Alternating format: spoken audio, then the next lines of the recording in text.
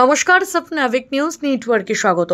শ্বশুরবাড়ি থেকে গৃহবধূর মৃতদেহ উদ্ধারের ঘটনায় তীব্র চাঞ্চল্য ছড়ালো মুর্শিদাবাদ হরিহরপাড়া থানার সরবপুর দাউতের মোড় এলাকায়।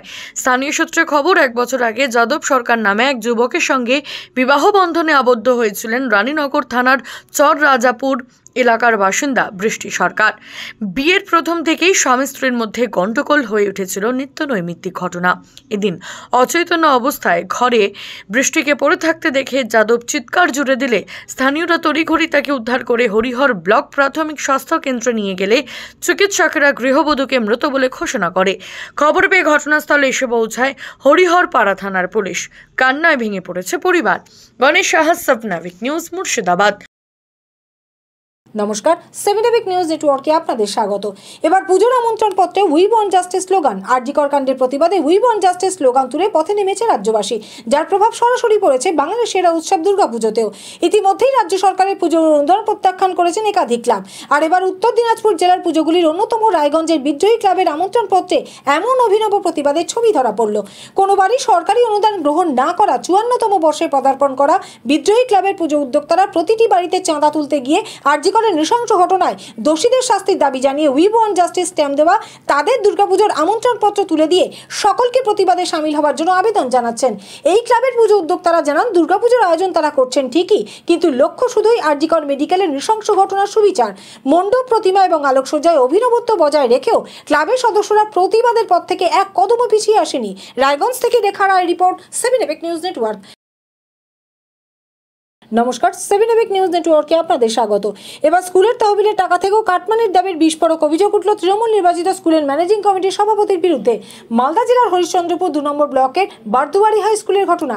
প্রধান শিক্ষক এবং ম্যানেজিং কমিটির শিক্ষক সদস্যদের অভিযোগ, তৃণমূল নির্বাচিত ম্যানেজিং কমিটির সভাপতি অপর্ণা ঘোষ এবং তার স্বামী যুব তৃণমূল নেতা মনতোষ ঘোষ স্কুলের ফান্ড থেকেও কাটমানির দাবি করছেন। সভাপতি বলেছেন, তার দিকে না দেখলে তিনিও কোনো কিছু করবেন না, কিন্তু সভাপতির এমন অনৈতিক দাবি তারা মেনে না নেওয়ায় কোনো রকম রেজলিউশনে সই করছে না সভাপতি, যার জেরে বেতন বন্ধ রয়েছে চুক্তিভিত্তিক শিক্ষক কর্মী এবং সাফাই কর্মীদের।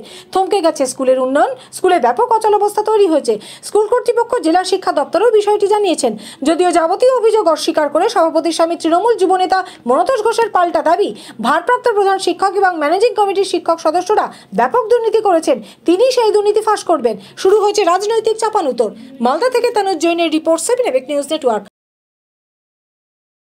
নমস্কার, স্বপ্নাভিক নিউজ নেটওয়ার্কে স্বাগত।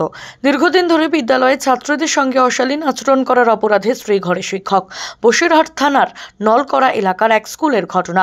প্রশাসন সূত্রে খবর, স্কুলে আসা ছাত্রছাত্রীদের সঙ্গে অভব্য আচরণ করতেন বসিরহাটের উত্তর বাগন্ডি গ্রামের বাসিন্দা শিক্ষক নীলগ্রীম সর্দার। প্রথমে পড়ুয়ারা ভয়ে কাউকে কিছু না বললেও পরে অন্যান্য শিক্ষকদের কাছে অভিযোগ জানাতেই ঘটনার তীব্র বিরোধিতা করে সরব হন বাকি শিক্ষকেরা। বসিরহাট থানায় অভিযোগ দায়ের হতেই ঘটনার তদন্তে নেমে অভিযুক্ত শিক্ষককে গ্রেপ্তার করে পুলিশ। শান্তনু বিশ্বাস, স্বপ্নাভিক নিউজ, বসিরহাট। নমস্কার, স্বপ্নাভিক নিউজ নেটওয়ার্কে স্বাগত। ফের ভিন রাজ্যে কাজে গিয়ে প্রাণ হারালো বাংলার যুবক। পেটের টানে উত্তরপ্রদেশের লখনৌ এলাকার টাওয়ারের কাজে গিয়েছিল বছর 31-এর শেখ আতিউল। মূলত পরিযায়ী শ্রমিকের পরিচয় নিয়েই নিজের রাজ্য ছেড়েছিল মালদা মানিকচক ব্লকের এনায়েতপুরের বাসিন্দা। এদিন কাজ চলাকালীন আচমকা ইলেকট্রিকের শক খেয়ে ওপর থেকে নিচে পড়ে যায় আতিউল। ঠিকাদার সংস্থা এবং সহকর্মীরা তাকে উদ্ধার করে নিকটবর্তী হাসপাতালে নিয়ে গেলে চিকিৎসকেরা মৃত বলে ঘোষণা করে। পরিযায়ের মৃত্যুর খবর গ্রামে পৌঁছতেই কান্নার রোল এলাকা জুড়ে। ছেলের উপার্জনেই সংসার চলত, কিভাবে দিন গুজরান হবে এই ভেবে মাথায় হাত পরিবারের। তানুজ জৈন, স্বপ্নাভিক নিউজ, মালদা। নমস্কার, স্বপ্নাভিক নিউজ নেটওয়ার্কে স্বাগত। রাস্তা সারাইয়ের দাবিতে দীর্ঘদিন এই রাজ্যে বিভিন্ন প্রান্তে অশান্তির খবর জায়গা করে নিয়েছে সংবাদ শিরোনামে। ভোট আসে, ভোট যায়, তবে নিজেদের প্রতিশ্রুতিগুলি পূরণ করে না নির্বাচিত প্রার্থীরা, যার ফলে এড়ানো যায় না দুর্ঘটনা। ঠিক যেমনটা ঘটল মালদায় হরিশ্চন্দ্রপুর গ্রামে জাতীয় সড়কে গর্ত। বিক্ষিপ্ত বৃষ্টিতে সেই গর্তে জল জমে তা বোঝার উপায় নেই আদতে সেখানে রাস্তা ভঙ্গুর কিনা।